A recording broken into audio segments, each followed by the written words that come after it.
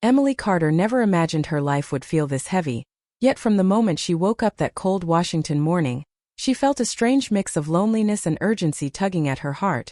The house was quiet, the kind of quiet that felt too big, too wide, too empty. Her husband Mark had been deployed for 6 months, and even though she tried to stay strong, the silence kept growing inside her like a second shadow. She walked through the living room, hugging her sweater tighter. She glanced at the framed pictures on the shelf, photos of their wedding in Seattle, their road trip down the Oregon coast, the hikes they loved, the laughter they once shared.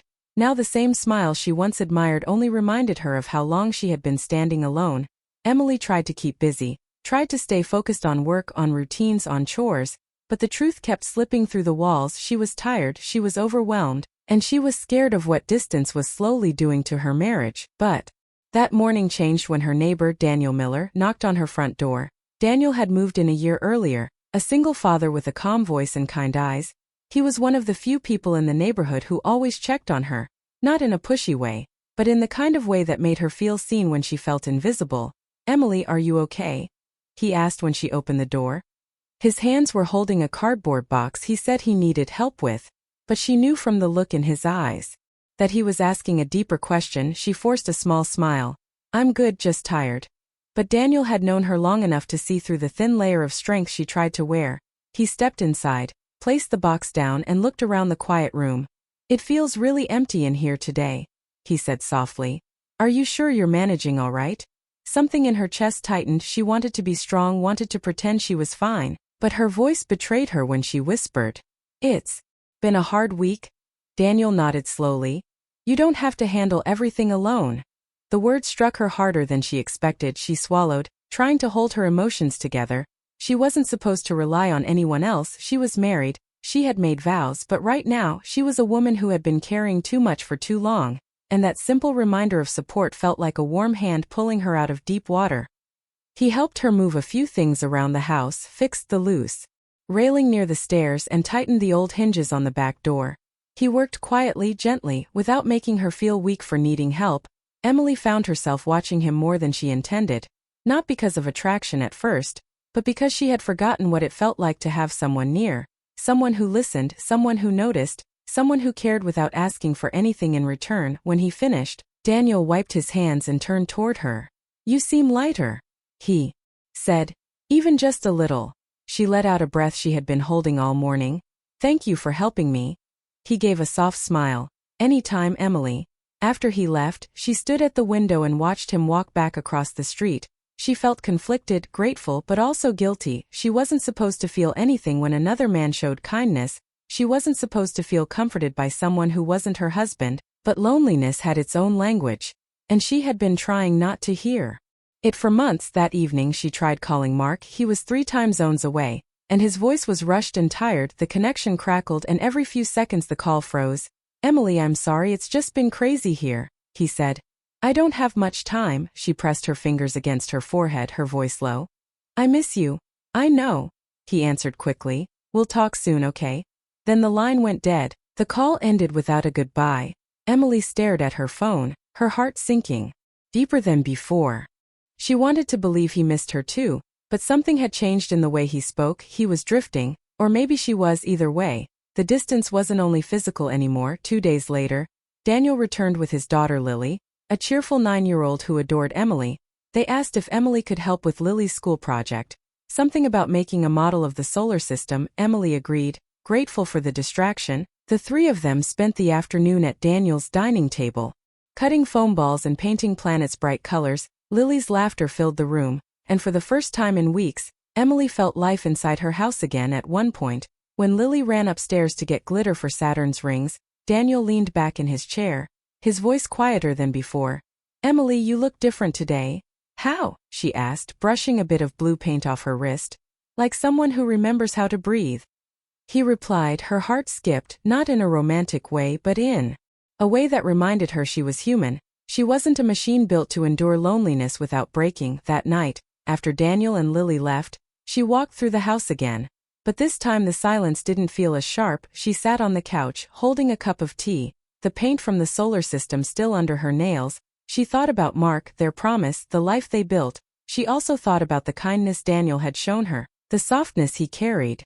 The way he noticed things. She tried to hide, none of it was wrong, she told herself it was just support, just friendship, but the question she feared most echoed through her mind. Why did it feel like something she needed more than she admitted? The next morning brought a surprise. Mark finally called, sounding less tired and more present than before. I'm coming home in 2 weeks, he said. My schedule changed. Her heart flipped, joy flooding through her so fast she had to sit down. You're coming home, she breathed. Yes, and when I get back we'll take some time, just the two of us, he promised. She closed her eyes, grateful, relieved, hopeful, but underneath the relief a quiet fear stirred, because now she had something else she had to face, something she couldn't avoid anymore. She would have to tell Daniel that her husband was coming home. She didn't want to hurt him, didn't want awkwardness to grow between them, especially after everything he had done for her. But she also felt something else, something she didn't want to admit even to herself, a question she wasn't ready to answer, a feeling she wished she could ignore. When Mark came home, would the house feel full again? Or had the months of loneliness changed her heart in ways she didn't understand yet? Emily stood at the window again, watching the quiet street, and for the first time she realized that the real story was only just beginning, because 2 men now lived in the corners of her heart, even if she didn't ask for it, even if she didn't want it, and the coming weeks would decide everything, everything she feared, everything she hoped, everything she hadn't dared to confront. The storm inside her was only starting to rise, and she knew it would not be an easy one, not for her, not for Daniel, and not for the man she still called her husband. The morning after Emily learned that Mark would be coming home, she woke up with a strange mix of excitement and fear.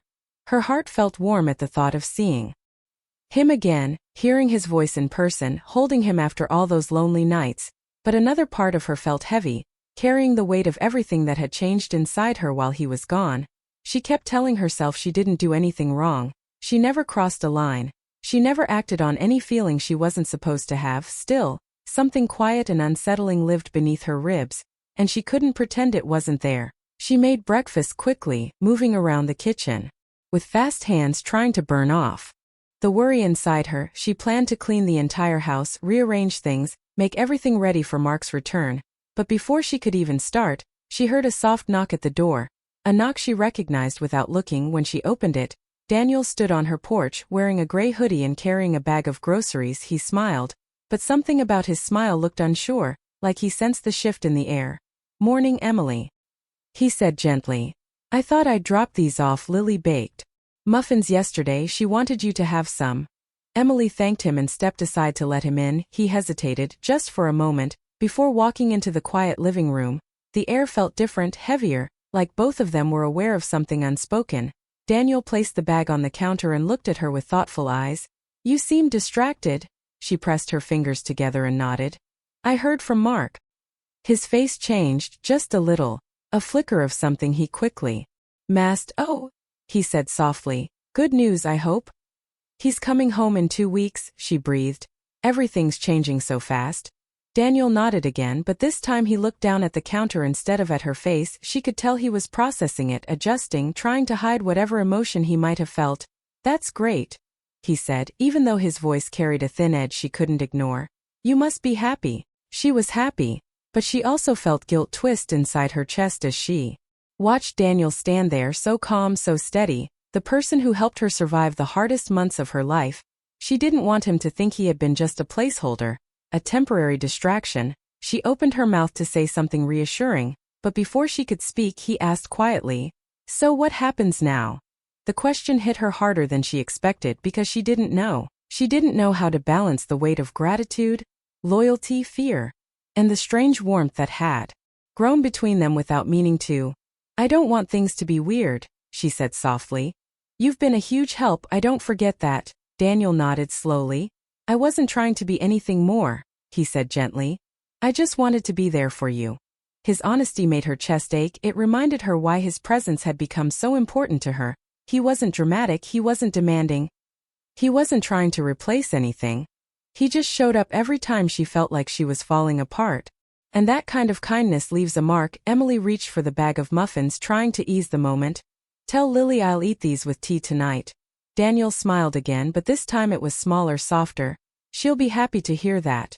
He walked to the door, but before leaving, he paused and looked at her one last time. His eyes were gentle but unsure, a quiet mix of hope and confusion. "If you need anything before he comes back, you know where I am," he said. "Don't shut yourself away. Just because everything's changing."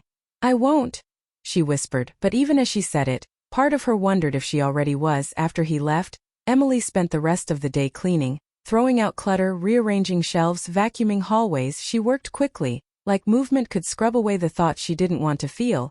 She kept thinking about Mark's smile, his laugh, their old routines, the safety she once felt beside him. She wanted that back, she needed that back, but another voice, softer and quieter, whispered that she wasn't the same woman Mark left 6 months ago. Late in the afternoon, while dusting the bookshelf, her phone buzzed. Mark had sent a message. "Can't talk long today, training again, hope you're okay. Love you." She read the message 3 times, feeling a strange ache she couldn't explain. She wanted more than that, more than small messages typed between responsibilities, more than the same quick conversations that never went deep. But she told herself he was tired, he was busy, he was doing his duty. It wasn't fair to expect more right now. So she sent a simple reply, "I'm okay, can't wait to see you." As evening arrived, she made tea and sat by the window, just like she always did when the day became too heavy. She watched the sun fade behind the houses, watched porch lights turn on, watched the quiet neighborhood settle into night. Then she heard small footsteps running across the street. Lily appeared at her porch, with a bright smile, waving her hands excitedly. "Emily, look, we made the model look like outer space now. Dad said I could show you." Emily felt her heart lighten. She stepped outside, letting Lily pull her toward their house. Inside, Daniel was helping adjust the planets, and the whole kitchen smelled like warm cinnamon. Emily laughed softly as Lily handed her the finished project, the glittering rings of Saturn shining under the ceiling light. Lily hugged her tightly before running upstairs to get different colored markers. With Lily gone, the room fell quiet again. Daniel washed paintbrushes at the sink, and Emily stood beside the table, unsure how to start the conversation she knew she needed to have. "Daniel," she said, her voice low, "I don't want to lose what we built during the last months. Your friendship means a lot to me." He turned off the water and looked at her, his eyes calm but serious. "I'm not going anywhere, I just don't know what you need from me now." Her breath caught, because she didn't know either. She didn't know how to ask for support without making him feel like she was leaning too much. She didn't know how to express her fears without sounding disloyal to her husband. So she spoke the truth she could manage. "I'm scared about everything changing again." Daniel nodded slowly.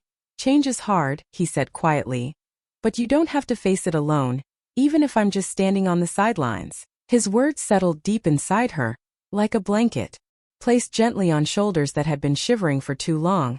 When she left his house that night, she felt a tug inside her chest she tried to ignore. She stood on her porch for a long moment, staring at the dark street, wondering how she would balance everything coming toward her like a rising wave. Over the next week, she tried to keep her distance from Daniel, not in a harsh way, but in a way that felt responsible. She didn't want to depend on him too much, didn't want to confuse her heart, didn't want rumors or misunderstandings to grow. Especially with Mark returning soon, she spent her days preparing the guest room, organizing closets, and cooking meals she hoped Mark would enjoy. But even as she stayed busy, she felt something missing in the house. A warmth she had gotten used to, a calm voice she didn't hear anymore. One afternoon, while carrying groceries inside, she saw Daniel across the street, fixing his mailbox. He waved. But the wave felt different, like both of them were moving through a careful distance neither wanted but both accepted. Emily waved back, but her heart tightened strangely. That evening Mark called again, his voice clearer this time. He talked about coming home, about plans, about everything he wanted to do once he was back. Emily listened, smiling, answering softly, but part of her noticed something uncomfortable. She felt like she was talking to a memory instead of a man, like she was trying to pull closeness out of thin air. After the call ended, she stood in the quiet living room, looking around at the perfectly clean space, and suddenly she felt small, overwhelmed, lost in a storm that wasn't visible on the outside. She didn't know how to prepare her heart for Mark's return, because she didn't know which part of her heart needed preparing. That night, rain began to fall softly, tapping against her windows. She sat on the couch, hugging her knees, listening to the quiet rhythm, and for the first time she admitted the truth she had been avoiding. She wasn't afraid of Mark coming home, she was afraid of the person she had become in his absence, and she didn't know how to explain that to anyone. Emily closed her eyes as the storm outside grew stronger, and she knew the real storm was still waiting inside her. one that she wouldn't escape easily because 2 weeks were passing fast, and when Mark stepped through the door, everything she tried to hide would have to face the light. The last days before Mark's return moved faster than Emily expected. Each sunrise felt like a countdown. Each night carried a new kind of weight. She tried to stay calm, tried to stay focused, but her heart kept shifting between excitement and fear, longing and uncertainty, hope and confusion. She cleaned the house again and again. Even when it didn't need cleaning, she arranged the living room twice, changed the curtains, cooked meals she ended up throwing away because she couldn't eat more than a few bites. She was nervous, but she didn't know exactly why. When the day finally arrived, she stood in front of her mirror adjusting her sweater, staring at a reflection she barely recognized. Her eyes had changed over the months, softer in some ways, stronger in others. She whispered to herself that everything would be okay, that love could survive distance, that she could find her balance again. Mark's car pulled into the driveway just before noon. Emily's breath caught as she rushed outside. Her heart jumped, her legs moved faster than she expected. The moment she reached him, he dropped his bag and wrapped his arms around her, holding her tightly. The embrace filled her with warmth she had missed for months, but something inside her trembled, like her heart was trying to fit into a place it had forgotten. "It feels good to be home," Mark said, his voice warm and familiar. Emily nodded against his chest. "I'm glad you're here." They walked inside together, and for a long moment, the house felt alive again. Mark looked around, noticing the small changes, touching the counters, smiling at the new pillow colors, complimenting the smell of the home. Emily watched him carefully, wanting to believe everything would fall back into place. But as they talked, she noticed something small, something fragile. The conversations felt polite, a little careful, like they were both trying not to step on invisible cracks in the floor. Mark was sweet, gentle, tired and grateful, but there was a distance behind his eyes, like he was trying to reconnect with someone who wasn't exactly the same woman he left. That afternoon, as they ate lunch together, he reached across the table and held her hand. "I missed you, Em," he said softly. "I know things haven't been easy," she smiled, squeezing his hand back. "I tried to stay strong." "You always do," he whispered, but she felt a quiet ache in her chest, because strength wasn't the only thing she had felt during those months. She had felt lost, hollow, confused, and seen by someone else in a way she didn't expect. She pushed the thought away as fast as it came. Later, Mark stepped outside to call his commanding officer. A quick update about his return. Emily stood at the window watching him. Her heart pulled in two directions. One direction was the past she had promised to protect, the history she shared with Mark, the life they built. The other direction was the strange, unplanned emotional connection that had grown with Daniel. Something she never looked for. Something she never wanted to misuse, but something real all the same. As she was standing there trying to steady her breath, her phone buzzed. It was a message from Daniel. "Hope everything went well today, just checking in. No need to reply if you're busy." Emily froze, staring at the message. Her stomach tightened, not because of anything wrong, but because she felt caught between two truths that could not exist peacefully in the same place. She didn't reply. She didn't know what to say. That evening, Mark tried to bridge the emotional gap between them. He talked about his deployment, told stories about people he met, commented on the stars he saw at night from faraway places. Emily listened with interest, appreciating the stories, trying to reconnect with the man she loved. But every time she tried to speak from her heart, her words felt stuck, like they were too heavy to lift. When night came, they sat on the couch watching an old movie they used to love. Mark leaned against her shoulder, and she leaned back, but the closeness felt new, unfamiliar, like they had to relearn each other's rhythm. A quiet tension settled between them, not anger, not rejection, just the weight of change, the weight of everything unsaid. 2 days later, the neighborhood hosted a small block gathering, a simple outdoor event with snacks and music. Mark wanted to go, excited to see everyone again. Emily agreed, hoping it would help them reconnect. But when they arrived, Emily felt her stomach flip, because she saw Daniel standing near the grill, helping organize food with a few neighbors. Lily was beside him, smiling brightly. Emily tried to act natural, but her pulse quickened. Mark noticed Daniel and waved casually. He had met him before the deployment, but only in passing. Mark walked over, friendly as always. "Daniel, right?" he said. "Good to see you again." Daniel smiled politely. "Welcome home, Mark." Emily stood beside them, feeling the air shift instantly. Daniel avoided her eyes at first, trying to keep things respectful, trying to keep things simple, but his voice carried a softness she wasn't prepared for. "How have you been settling in?" he asked politely. "Good," Mark answered. Emily kept the house looking perfect. I'm lucky she handled everything. Daniel nodded, but his eyes flicked toward Emily for the briefest moment, a quiet look filled with understanding, a look that remembered the night she stood crying in her kitchen, the afternoons she confessed she felt empty, the days she tried so hard to stay strong. Emily felt her throat tighten as she looked away. As the event continued, Emily stayed close to Mark, but she couldn't escape the tension between her past and her present. Every time she caught Daniel in her peripheral vision, she felt a wave of guilt she didn't know how to name. At one point, Lily ran over and hugged Emily tightly. I missed you, she said happily. Emily smiled and hugged her back. I missed you too. Mark watched the interaction with a curious expression.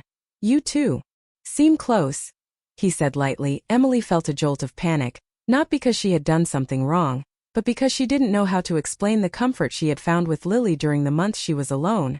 She helped me with a project, Emily said quickly. That's all.